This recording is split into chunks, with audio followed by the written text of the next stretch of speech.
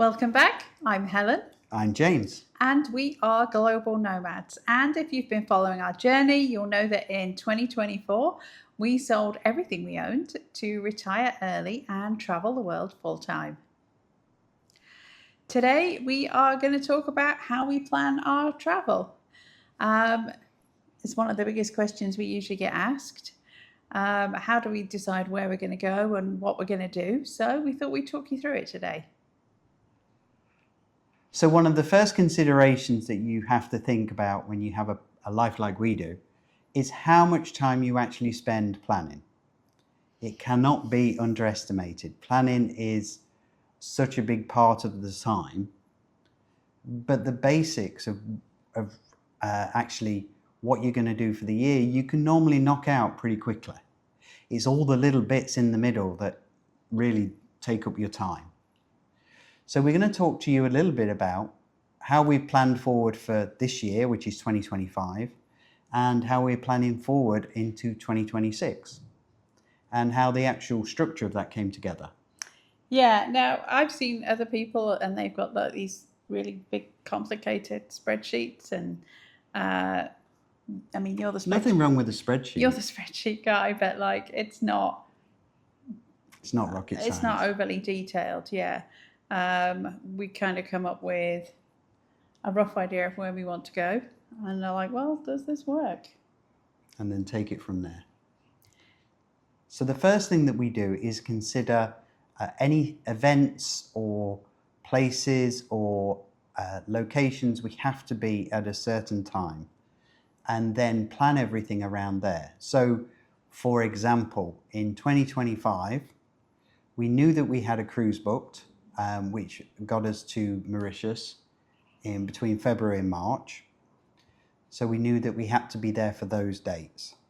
We also knew that we had to be in Singapore for the Singapore Grand Prix, which is coming up in a few weeks' time. And those were fixed. They were not going to change.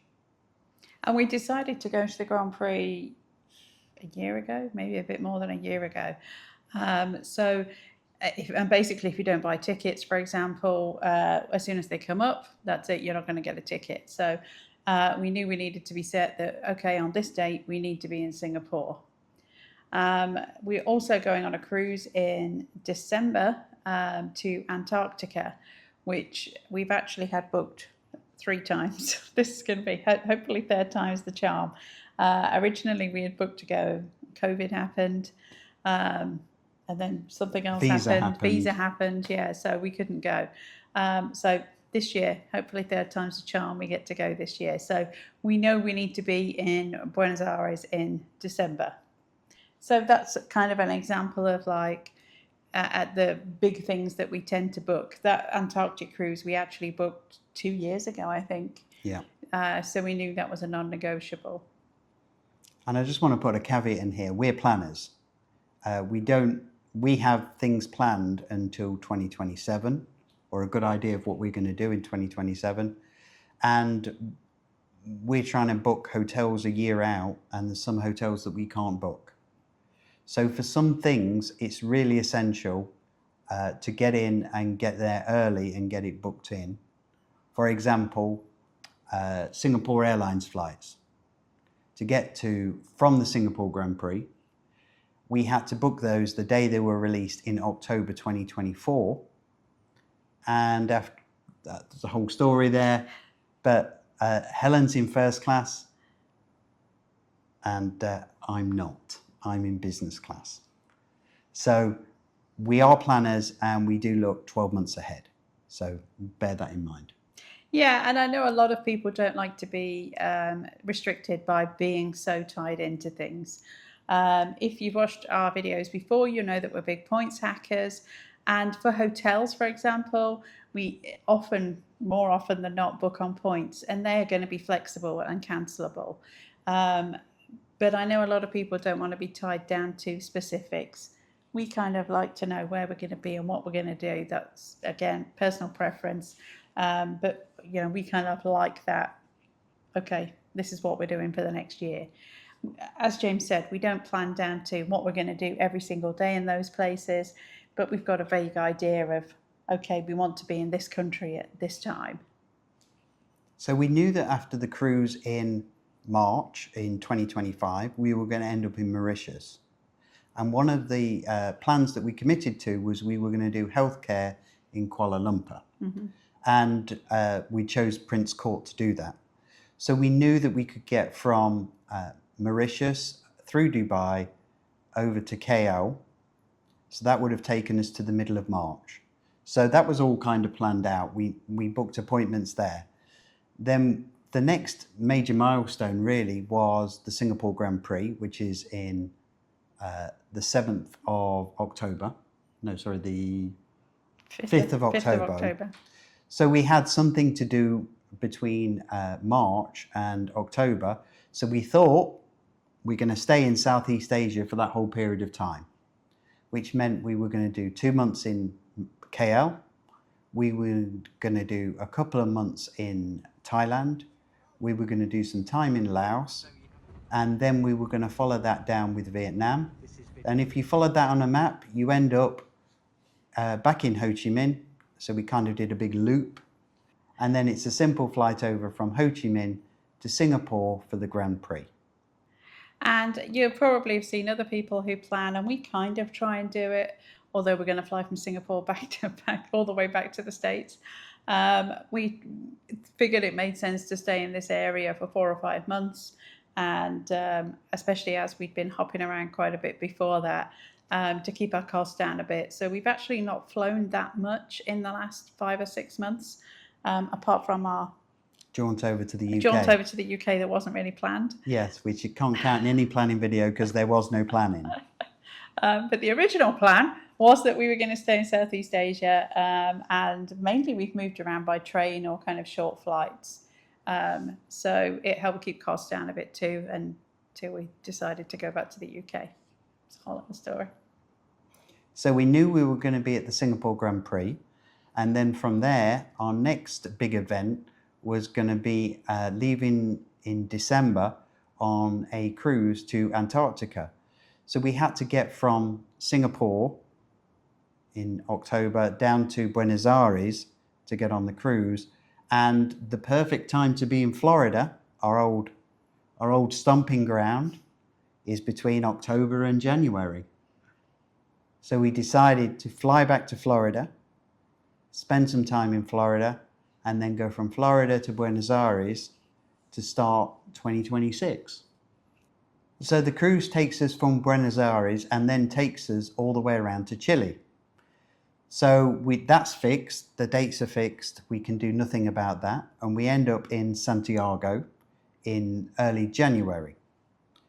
So what do you do when you're in that part of the world in January? You go to Easter Island. Of course, the next day. Because Easter Island has been on my bucket list anyway for a long, long time. Obviously, we're very close. It made perfect sense to hop over there, and it's a good time of year to go. So we have planned to go to Easter Island for about 10 days or so. 7 days. And then we're going to head back over to Chile. The next big bucket list thing, again, which we planned about over a year ago, again now, was to go to the Galapagos. We have literally talked about going to the Galapagos for probably 15 years, and I've never had the budget or the time to be able to go. So obviously, again, we're close by. We decided we go to the Galapagos. So that's scheduled in for about the 10th of February, I think, from memory. So between Easter Island and the Galapagos, which we'd kind of plucked a date out of the air a little bit for the Galapagos because we weren't quite sure what we were going to do, and we had to book it again like over a year ago. We were left with this kind of space, and originally we were going to take it a little bit easier, but plans have changed, and now we're really not taking it easy. We're going to do a really fast jaunt and make a stop in Peru to head to Machu Picchu and Cusco, and then a quick stop in Quito where we need to be able to fly to the Galapagos. Basically, you can only fly to the Galapagos from either Quito or Guayaquil. Figured we may as well go to Quito because it seems like it's a nicer place to see than Guayaquil. So that's going to be a really, really fast joint. We had also, again, another bucket list item, had always wants to do the Andean Explorer, which is a Belmont train. And so we've slotted that in there too. And the Hiram Bingham. And the Hiram Bingham, which is also another Belmont train, which we're going to take up to Machu Picchu. So a few things in there were tied in, but then other things we've kind of slotted in the last couple of months, honestly. We only really tied down the Machu Picchu part about 6 weeks ago. Because the trains hadn't released their dates. Yeah, they kept telling August. us they were going to release the date of the train, but they weren't released. So we're going to be off to the Galapagos. So after the Galapagos, we're like, right, where's the next big bucket list place that we keep talking about going? I guess financially it probably would have made sense to stay in South America and see a bit more of South America. We have been to South America before. We've been to Brazil and Chile. We did a South America cruise like 20 years ago, more than 20 years ago now. But honestly, Australia has always been much higher up our list of places we wanted to go. And we can fly direct from Santiago to Australia. And there was also another draw for that time of year to be in Australia. And that is the Melbourne Grand Prix. Are you spotting a theme? We like Formula One. So it literally falls at almost as soon as we would get there at the beginning of March for the Grand Prix. So we are headed to Australia. Now, things like the Galapagos we booked over a year ago. Over a year ago, yeah. We couldn't get we could not get the availability now to be able to do that cruise. You have to book over 12 months in advance. But the trains, we booked about a week after they were released, and some dates were. This is the trains in Australia. This is the trains in Australia. So again, another bucket list thing. I always wanted to do the coast to coast trains there. They're not coast to coast, long distance trains. And yes, some of the dates were sold out already, and we booked those over a year ahead. And one we had to we're doing not the best route because we're going backwards and forwards a little bit, that we didn't really want to do because we couldn't get the right date that we wanted. So we haven't planned the whole experience in Australia. Yeah, so we're making this video in September. We'll be in Australia in March. And we've really only got the Grand Prix and the trains organised, but we know we're going to be there for 3 months. And we know the kind of stops we're going to do. We haven't booked hotels and we haven't booked internal flights. But another reason that we booked Australia was because the next big milestone thing that we're going to do is going to be a cruise from Tahiti to Fiji. Again, it was booked well over a year ago. Probably. Again, was booked and we've cancelled it before. So this is the second time we've tried to do this, second or third time. So we knew that we had to be in Tahiti for a date in June, and we knew that we could do 3 months in Australia. So it kind of started to come together like a puzzle. We've got a little bit of a crossover. It gives us a little bit longer. So direct flights to Tahiti, you have to go to Auckland in New Zealand. So we've been to New Zealand before, but we're going to hop over to New Zealand. June is not the best time to be there. It's a little bit cold because we went in June before and found out it was a little bit cold. And it was. But great. But it was still very enjoyable. We really want to go back to New Zealand at a good time of year, right? Like spring or autumn rather than winter, but there you go. So we're going to have about another week or so in Auckland on the way to Tahiti as well. Again, we get to Tahiti about a week or so before the cruise. We had the whole big debate here about where we would go because I'd always wanted to go to Bora Bora. It's just a little bit cost prohibitive. It's up there. To do what we really wanted to do, it was just going to be too expensive. There wasn't any availability on points. or what was available was like crazy numbers of points that it just didn't make sense to do it. So instead we're going to stay in Tahiti. The cruise will take us to Bora Bora anyway, so we get to see Bora Bora anyway. So, first world problem. We had to stay in Tahiti, not Bora Bora. You know how that sounds. The cruise is actually a really interesting itinerary. It's a little bit more of a repositioning. So instead of just going around the islands around Tahiti, Bora Bora, Moorea, we're actually going to be headed over. We do some of that, and then we head over to the Cook Islands, Samoa, and then we actually end in Fiji. So whenever we book a cruise, this is a lesson we've learned. We never arrive or leave on the same day as we get there. We always give ourselves a little bit of time in case the flight is delayed, because any kind of cruise ship, if you haven't experienced it before, if your flight is delayed, the cruise ship's going to go. If you're stuck in traffic, the cruise ship is going to go. So we always book at least a day where we stay in the port that we're leaving, and if we can, a day at the end, just to give us a bit of breathing space and a bit of time before we move on to our next adventure. Don't book flights straight after you land. No. And because we had those cruise dates tied in, again, the key flights like the Santiago to Australia and the New Zealand to Fiji, which we knew we had to be there, we had booked pretty much a year ahead of time. That basically gets you availability and the best prices. For example, we have booked the Santiago to Australia flight in business class for $5,000 for both of us, which is a lot of money, but it's an incredible deal. If you tried to book that same flight now, you'd be paying double, if not more. Yeah, it was about $12,000. Yeah, and it's a 14-hour flight. So our days of doing a 14-hour flight in economy, thankfully for us, are behind us. Yes, are beyond us, and thank God. I realise that everyone can do that. We're lucky that we can do that, but I'm being distracted by a huge wasp that's flying around outside the window. Sorry. It's massive. I think it's gone now. So we're lucky that we can do that, because I don't think I could do 14 hours in economy now. It's 14 to 15 hours. It's a long flight. So another, way of helping to be able to do that. I think you would probably pay $5,000 for a flight in economy now, honestly. So again, booking 12 months ahead gets you the best deal on the flight as well.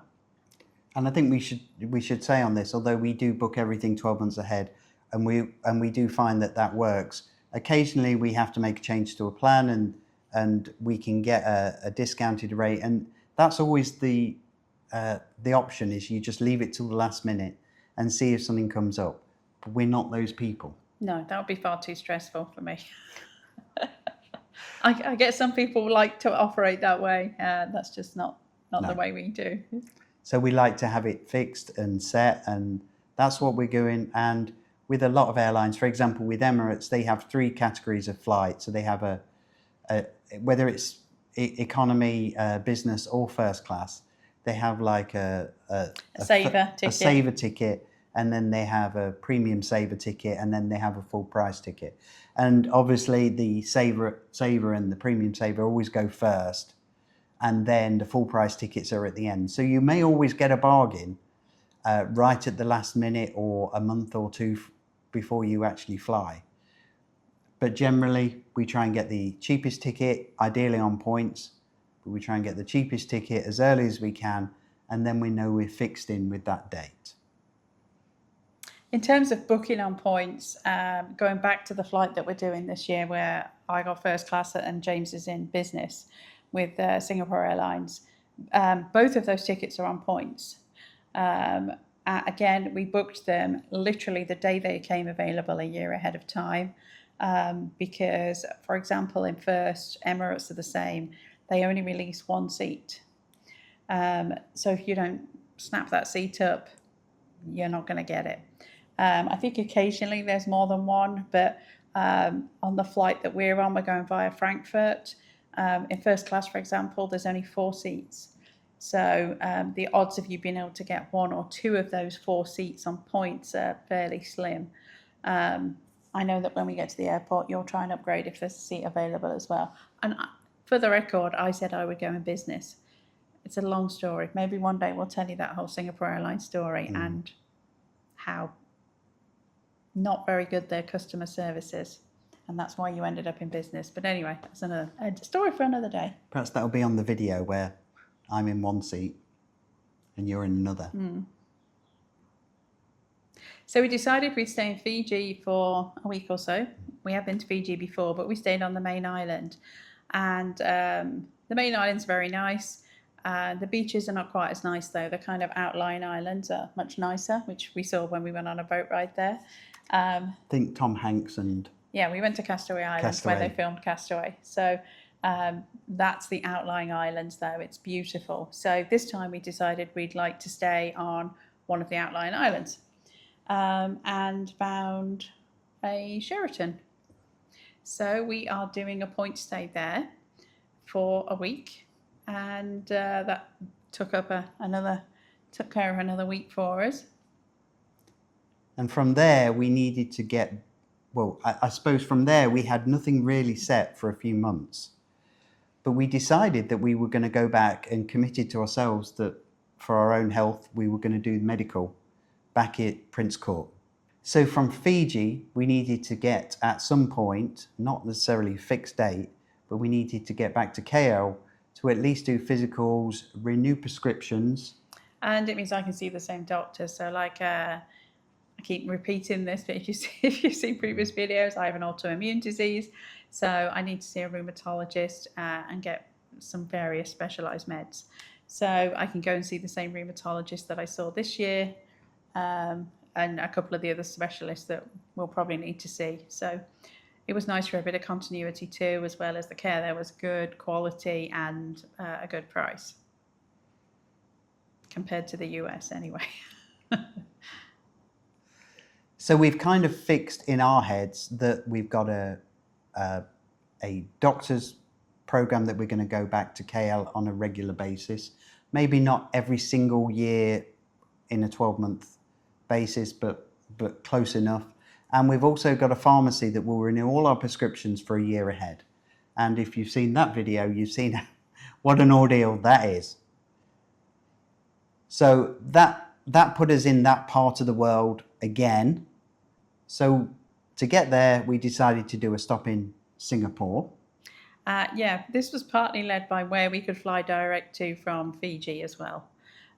We typically will only do direct flights, although to go from Singapore to New York this time we've got to go via Frankfurt. It's actually the same flight number. You just get off and they refuel and then you get back on the same plane.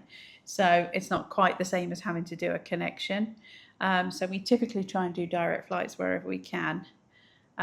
So this was really driven by, okay, where can we fly to directly from Fiji that's roughly in the same area? And then we'll get us into KL. And Singapore was the closest.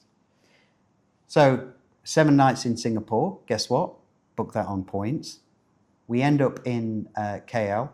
So we're in KL, we've got our medical, and the only other event that we have scheduled is our cruise from Southampton back to Port Canaveral in Florida. So we've got... And the reason we did that is because we knew we wanted to spend Christmas Thanksgiving and Christmas in Florida the year after, because great time of year to be there. And we've done Christmas in the Maldives, and quite frankly, it didn't work for us. No. It's just weird.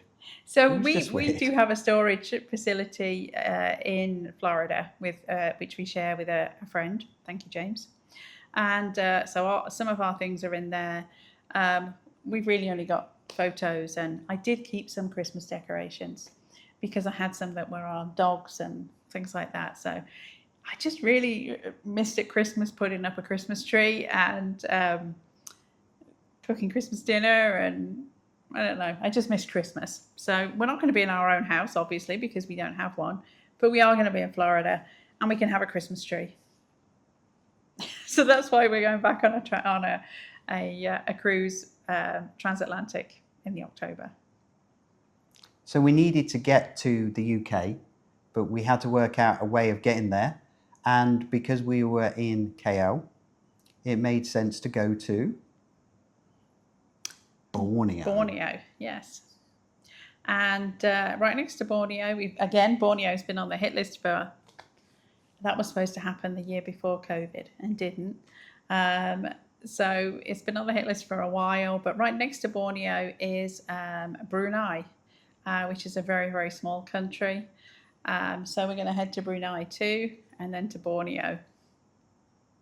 And then from there, we need to get through there to the UK, have some time in the UK. So we're going to go through Dubai, fly with Emirates.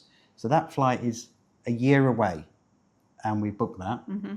Again, we'll do another week or so in Dubai, just because we like Dubai, because why not? Why not? Again, we'll book the hotel. We've already booked the hotel on points. And we've already booked the flight. So we end up in the UK. We've got about maybe 7 or 8 weeks in the UK. Which it'll be cold by then, so that's long enough. And then we know by November that we're going to be in Florida.